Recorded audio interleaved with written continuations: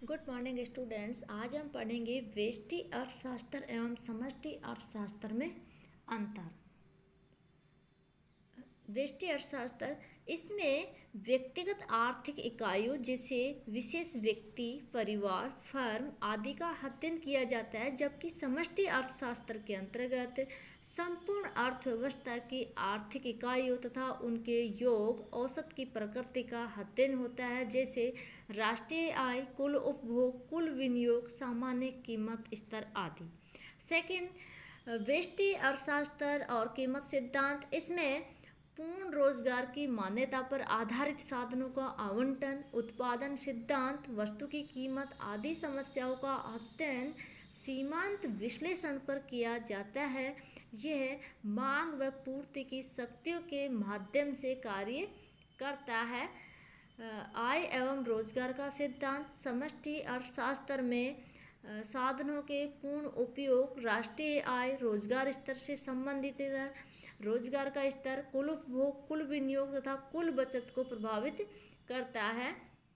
व्यष्टि अर्थशास्त्र के अंतर्गत व्यक्ति तथा व्यक्ति के व्यवहार का अध्ययन किया जाता है। इसमें अन्य बातों को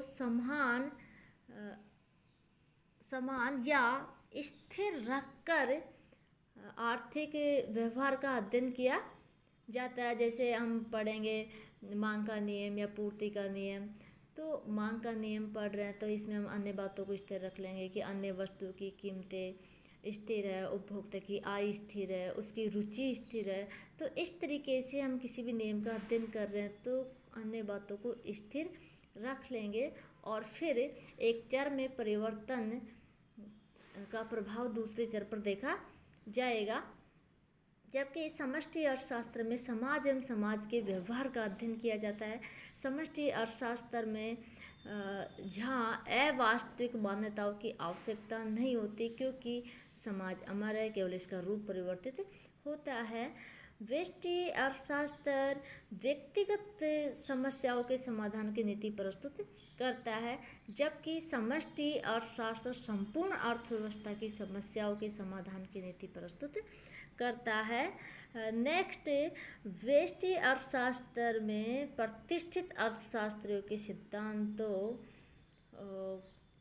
का आधार है ये विश्लेषण पुराना है, जबकि समष्टि अर्थशास्त्र आधुनिक विशेषकर कीन्स के सिद्धांतों की रीढ़ तथा इसका महत्व वर्तमान में बढ़ता जा रहा है।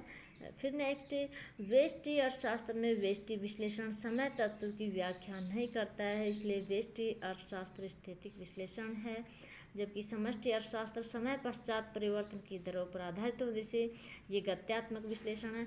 स्थैतिक विश्लेषण और गत्यात्मक विश्लेषण नेक्स्ट वीडियोज में मैं आपको बताऊंगी। व्यष्टि अर्थशास्त्र के मुख्य उपकरण व्यक्तिगत मांग व पूर्ति है, जबकि समष्टि अर्थशास्त्र के मुख्य उपकरण समग्र मांग व समग्र पूर्ति है, aggregate demand and aggregate supply है। इस तरीके से हम व्यष्टि अर्थशास्त्र और समष्टि अर्थशास्त्र में अंतर देख रहे हैं, लेकिन फिर भी हम देखते हैं कि व्यष्टि तथा समष्टि अर्थशास्त्र एक दूसरे से बिल्कुल अलग नहीं है, उनमें पारस्परिक निर्भरता है। व्यष्टि आर्थिक विश्लेषण एवं समष्टि आर्थिक विश्लेषण दोनों में घनिष्ठ संबंध है। ये एक दूसरे के प्रतियोगी न होकर एक दूसरे के पूरक है। इनमें से कोई भी प्रणाली अपने में पूर्ण नहीं है।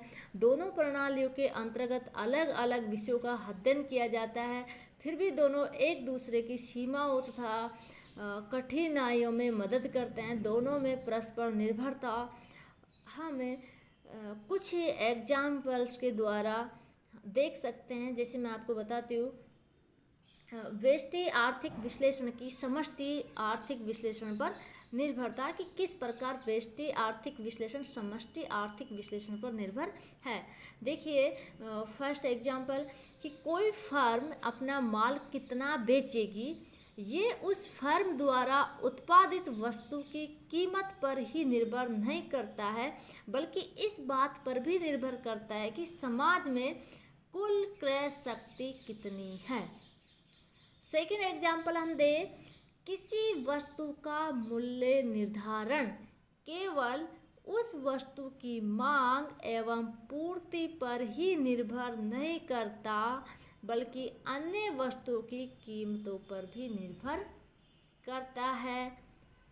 नेक्स्ट एग्जाम्पल यदि हम देखते हैं कि एक व्यक्तिगत फर्म या उद्योग फर्म कच्चे माल एवं मशीन के लिए जो कीमत देता है, वह उस फर्म या उद्योग में उन साधनों की मांग एवं पूर्ति पर ही निर्भर नहीं करता, बल्कि इस बात पर भी निर्भर करता है कि उन साधनों की संपूर्ण अर्थव्यवस्था में मांग कितनी है।